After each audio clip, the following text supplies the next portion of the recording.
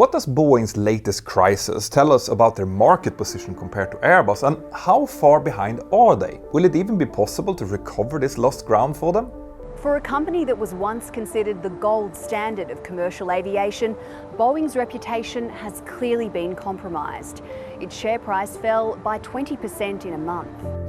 Well, things aren't looking that good right now, that's for sure, but there may be a thin ray of hope for Boeing after all. Stay tuned.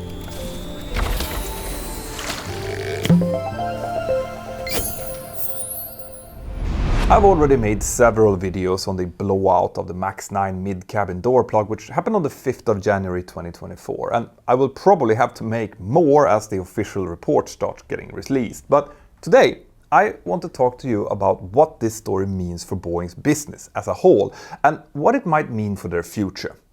I'm sure most of you know that there is a long list of problems that Boeing has been dealing with over the past few years, and it's fair to say that the 737 MAX 1 and the 1.5-year grounding back in 2019 definitely got the most attention. But in case you missed it, Boeing actually also stopped delivering 787s for a period even longer than that, starting from around September in 2020. That stop was caused by various quality and supplier problems which hit the 787 production, causing a stop in deliveries for nearly 2 years. What this means is that Boeing now has a 787 backlog where the involved aircraft are in need of various checks and rework before they can be delivered to their customers. As for their flagship, the huge Boeing 777X, this aircraft should have taken 7 years to develop and certify, but now instead looks certain to take at least 12 years, and that's without even being an all-new design. If we go beyond their airliners, Boeing also has a number of military and space programs which frankly aren't looking much better. These include things like the KC-46 tanker, the Starliner space vehicle and the next Air Force One. All of these projects are currently recording losses, mostly because of agreed fixed-price contracts where Boeing themselves have to cover any unforeseen costs. But the thing is, before the MAX 9 blowout in January, it seemed like Boeing were finally beginning to put their ducks back in a row, even if they still had a lot of work to do.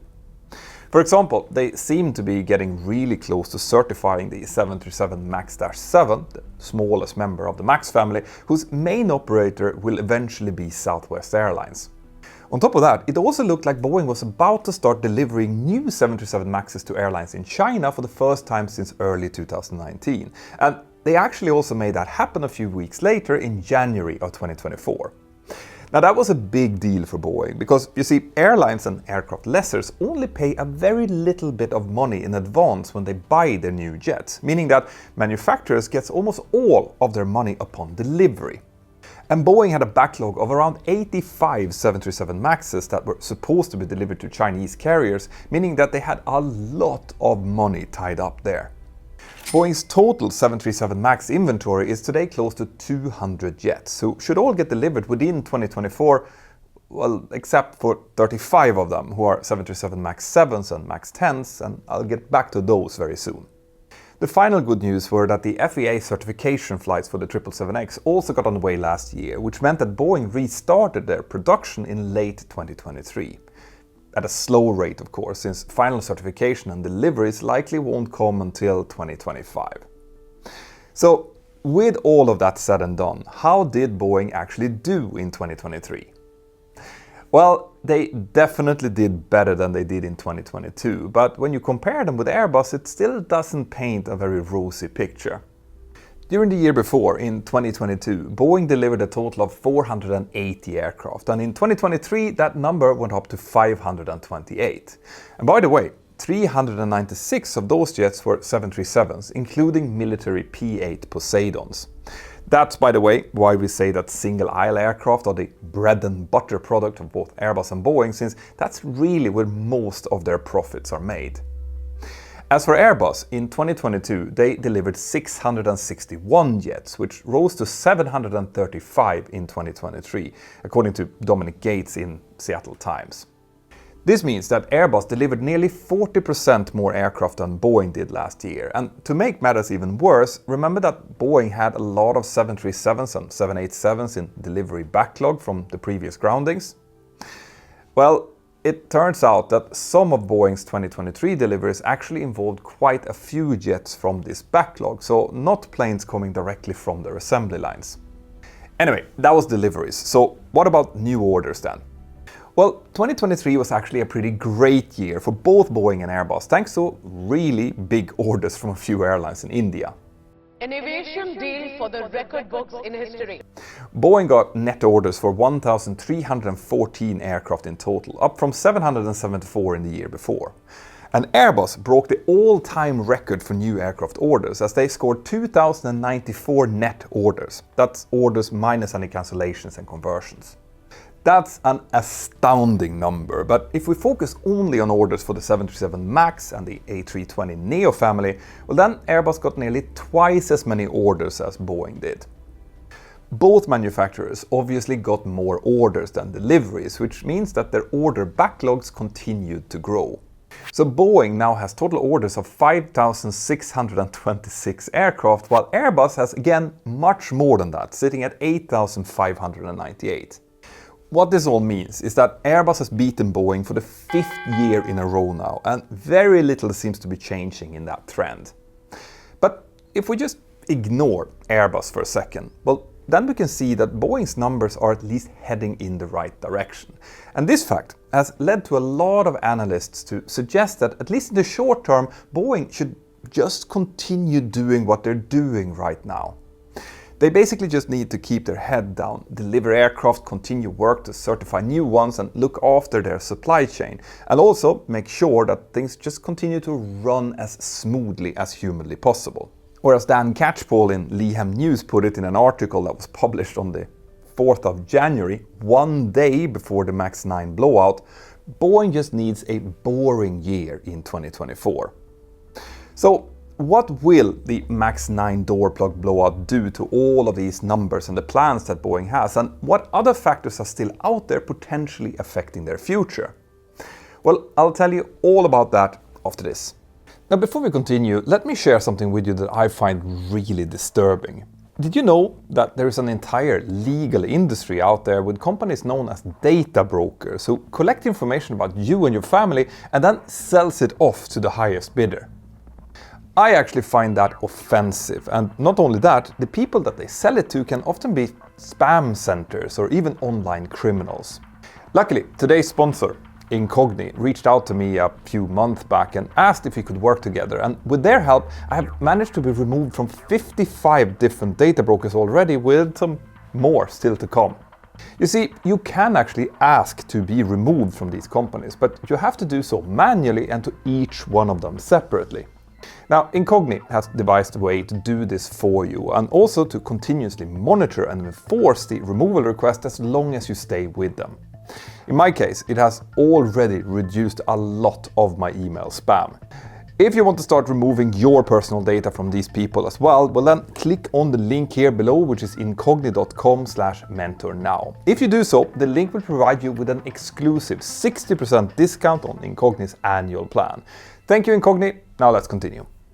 As I said earlier, one milestone that Boeing really wanted to reach early in 2024 was the certification of the Boeing 737 MAX-7. And while this looked like a really real possibility before the MAX 9 blowout, it now instead seems to be very far away. So why is that then? Well, this has to do with a potential issue concerning the anti-ice system inside the engine nacelles on all Boeing 737 MAXes, which Boeing discovered last year. It turns out that theoretically, under certain conditions, when the aircraft is flying in dry air and at higher outside temperatures, actually where anti-ice definitely shouldn't be needed anyway, leaving the engine anti-ice system switched on by mistake could cause some serious issues connected with the use of composite materials in certain parts of the engine nacelles. Specifically, running the engine anti-ice at higher than normal temperatures causes a risk of overheating, which could potentially cause damage or even the failure of the engine inlet's inner barrel. Now, I want to be really clear here. As far as we know, there have been no reports of any 737 MAX actually having any in-flight problems involving this issue. And on top of that, no airline has found any issues with the nacelles of their 737 MAX fleet in post-flight inspections or other maintenance processes. But still, this is a potential problem that has to be addressed.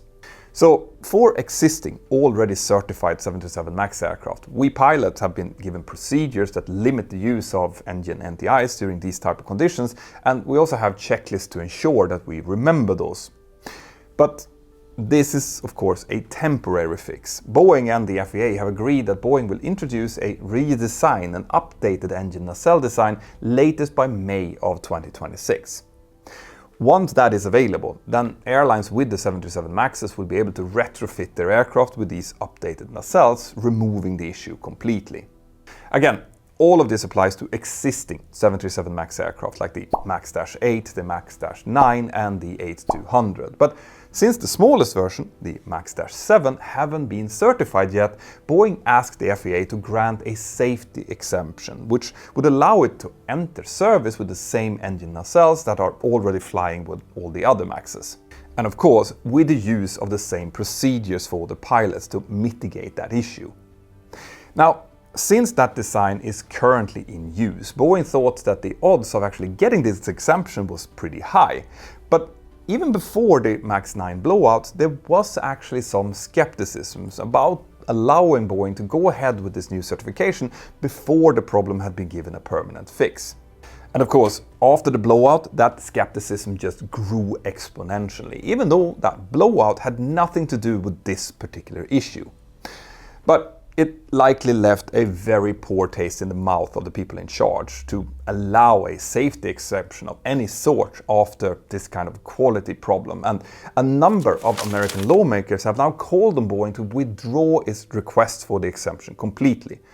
And finally, Boeing did just that on the 29th of January this year. So potentially, this means that Boeing can't certify the 737 MAX-7 and the MAX-10 until this fix is completed, which could mean a delay into sometime in 2026, which would be a complete disaster. When Boeing first launched the MAX-10, the largest MAX variant, it was supposed to enter service in 2020, with the MAX-7 even earlier than that, already in 2019. So you can see why airline customers could be a bit pissed here.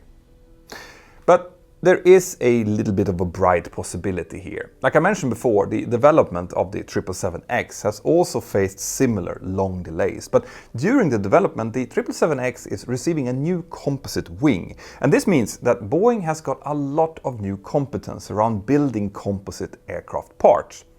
This means that hopefully they will be able to speed up the development of this new MAX engine nacelle, which is largely made from these exact composites. Because of that, Boeing's CEO Dave Calhoun has recently been saying that the company can develop these new engine inlets in less than a year. If that is accurate, well then the certification and entry into service of the 737 MAX-7 will probably only be delayed by that much time, about a year, and the certification of the MAX-10 shouldn't be impacted at all since it was slated to be done around that time anyway. Of course, this is all assuming that Boeing's design and certification timeline for these updated nacelles is actually realistic. I would love to hear what you think about that in the comments below, and while you're down there, hit the like and subscribe button as well. But anyway, no matter how we turn around, we are now likely looking at more than a year more of delays, and the airline that is going to be likely most hit by this is Southwest Airlines. And of course, since they are an only 737 operator, it's very unlikely that they will be able to defect over to Airbus at this point anyway. Instead, Southwest have already switched MAX-7 delivery slots over to the -8s instead several times in the past few years, and they're now saying that they will continue doing this until the -7 is finally available, because they really still want that smaller plane. And while we're speaking of exemptions, Boeing might well need another one of those very soon. At the moment, they're still making the 767 as a freighter, but because of new emissions regulations, they won't be able to make any more of those after 2027, unless they secure an exemption for it, while they try to develop the 787 into a freighter to replace it.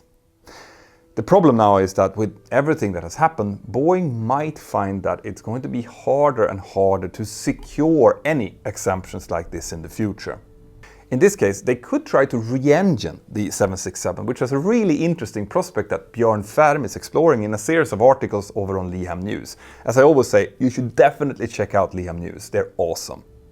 But in the grand scheme of things, as far as Boeing's competition with Airbus is concerned, this potential one-year delay to the MAX-7 won't really make any difference. But another development that has come as a direct result of the MAX-9 blowout actually does have potential to really affect all future MAX customers. And that, as I'm sure that some of you have already guessed, is the FAA's decision to limit Boeing's production output while they investigate Boeing's quality control processes. As I've explained in previous videos, Boeing has traditionally been assembling all 737s in Renton, all the way back since the late 1960s. There are currently 3 assembly lines there, although not all of them are running at full capacity. But about a year ago, Boeing announced plans for a 4th assembly line over in Everett, where they have traditionally been making their wide-body jets up until recently. There is obviously plenty of space available there since the production of the 747 stopped, and all 787s are now made in South Carolina instead. The reason for this expansion was that Boeing planned to increase its 737 production rate to 50 aircraft per month by 2025 or 26 in order to work on that backlog and thereby increase their cash flow. In various sources, Boeing's current monthly 737 output is reported to be 38 aircraft, and that's the rate that the FAA has apparently approved. But there is something here that was missed by some reports. As Aviation Week pointed out, Boeing isn't actually making 38 737s per month right now. Instead, Boeing's average for 2023 was only 28 737s per month, which is the number of actual new rollouts, not including the sales of previously stored jets. So, why did Boeing's 737 production slow down that much? Well, one explanation are the quality control issues involving Spirit's production of 737 fuselages, which I covered in detail in a recent video.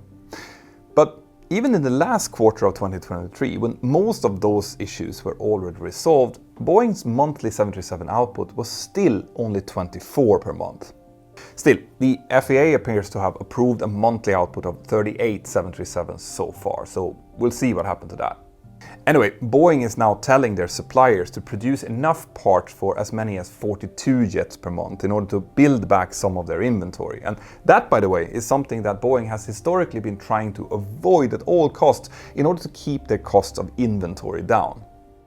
But the thing here is, and the point that I'm trying to make, is that even though Boeing agrees that this new FAA production limit is necessary, it is a really huge blow for the company and their customers. The reason Boeing really wanted to reach an output of 50 737s per month was to avoid falling too far behind Airbus. In 2023, Airbus averaged 48 A320neo family jets per month for the entire year. And if we add to this 6 A220s that they also produce per month, we get to a monthly output of 54 single-aisle jets. That's nearly double the actual average of 737s that Boeing was producing during that same period. I have previously said that if they're not careful, Boeing could soon face a 40 to 60% market split in favor of Airbus, but the numbers that I just gave you are actually well worse than that, nearly a 33 to 66% split. And the orders that Airbus and Boeing scored in 2023 also shows that this trend is continuing. On top of this, Airbus isn't planning to stick to only 48 A320s and 6 A220s per year for very long. Instead, by 2026, when Boeing was planning to make 50 737s, Airbus is planning an output of 75 A320neos and 12 to maybe 14 A220s. What all of this means is that Boeing now must achieve 2 really big targets. Firstly, they need to make sure that they really can make that improved nacelle design quickly enough so that it doesn't impact the certification of the MAX-10 and limits the MAX-7 to only 1 year of further delay. But that, of course, isn't enough. Boeing also needs to satisfy the FAA and the public that their quality control practices are fixed whilst they're doing that. Without doing this, well, if they can only barely handle the backlog of 3 737 MAX variants, then adding another 2 into the mix probably won't help them. That's why United Airlines, which is the 737 MAX-10 launch customer, is now talking to Airbus about getting more or faster deliveries of A321neos instead, and to possibly also cancel or scale back their MAX-10 order, which would obviously be hugely bad news for Boeing. We'd already started working on alternative plans. I think this is the straw, the MAX 9 groundings. This is probably the straw that broke the camel's back for us. We're going to at least build a plan that doesn't have the MAX 10 in it. Remember, as a launch customer, United was originally expecting to start receiving their first MAX 10 already back in 2020. And since airlines plan their fleet utilization extremely carefully, not to get their aircraft when they're expecting it is a huge problem. And it's not just United which is plagued by getting too few aircraft. In total, the airline industry is short of around 3,000 aircraft globally compared to pre-pandemic expectations for 2023 and 2024. But of course, that's not just because of Boeing. Obviously, supply chain problems, the war in Ukraine, and of course the pandemic itself has had huge impact on those numbers. But Boeing's continuing problems aren't making airline bosses and lessors any happier right now. On top of all of this, Boeing also have another matter to keep in mind. In September this year, they will have to renew a 10-year agreement with the IAM 751, the Seattle Union chapter of the International Association of Machinists and Aerospace Workers. Those negotiations will start in March, and they are never easy, even at the best of time. And as Liam News points out, this time, Boeing's management have basically no negotiating power. Without any plans for a new aircraft, for example, Boeing can't threaten their unions that they will build their aircraft elsewhere in the country or even abroad. So this all sounds pretty grim, doesn't it? So what can Boeing actually do? And what about those thin rays of hope that I mentioned in the beginning of the video? Well, there are actually a couple of rays, but they are quite faint. Firstly, Boeing were actually profitable in the last quarter of 2023. That was the first profitable quarter that they have had since the MAX grounding early in 2019. Of course, the MAX-9 blowout in January killed that positive momentum quickly, but they still claim that this is some progress after all of the pandemic and so many other supply chain issues that they've faced. Secondly, in terms of Boeing's competition, there's only so much Airbus can actually do to take advantage of Boeing's vulnerable position. As I've said before, United CEO Scott Kirby flew to Toulouse after the Alaska MAX blowout to talk to Airbus about getting more A321neos. He did this because he could see how this incident could delay United's MAX 10 order even further, both for certification reasons and because Boeing would simply be unable to make jets fast enough. But if they wanted to accommodate United, Airbus would also have to find delivery slots for these new aircraft. United already has orders for 130 Airbus A321neos, plus another 50 of the long-range A321XLRs. And they started taking delivery of those first A321neos only last year. But these deliveries won't end until way into the 2030s. To accelerate them, Airbus can't simply increase the plane's production rate. They have to ask other customers if they would be okay with delaying their own orders, which would be highly unlikely since, as I said before, the whole industry is short of aircraft right now. A key point here is that Airbus has to be mindful of the fact that increasing their aircraft production rate too much could also be dangerous for them. Firstly, this would expose them and their suppliers to unforeseen global events like what happened during the pandemic of 2020. Plus, in the year of 2035, when new efficient engines like the CFM RISE are expected to become available, is just about 11 years away now, which means that designing the new aircraft that will be able to use those engines isn't that far away anymore. In other words, Airbus has to balance scaling up production of its current single-aisle designs with the knowledge that they gradually will need to start scaling them down again when time comes to set up the production line for whatever aircraft comes next. But to summarize, no matter how you see it, Airbus clearly has the upper hand right now. They could afford to just basically sit back and do nothing since they have a boatload of aircraft orders and Boeing aren't really in a position to threaten them anymore. But the question is, can Boeing afford to do the same thing? Boeing used to be the manufacturer that even if the competition designed an aircraft that hit the market first, their own designs and engineering was so good that airlines often decided to wait for them and their designs instead. But with Boeing's current state and finances and the problems that they have faced over the last few years, is this still the case? Can Boeing actually take their time and eventually bring to market something really cool and innovative that can turn the tables on Airbus? Let me know what you think. I love hearing from you. And if you like these type of deep dives into the industry and want to support what we do here on the channel, then consider leaving a super chat using the dollar button here below. Or maybe buy yourself some merch or support our sponsor. But if you really want to take part in the work that we do here, well then you need to join my quality controllers over in my Patreon crew. There should be a link to do that here on the screen or in the description below, and I would love to see you in my next Zoom Hangout. Have an absolutely fantastic day. Check out these videos next, and I'll see you next time. Bye bye.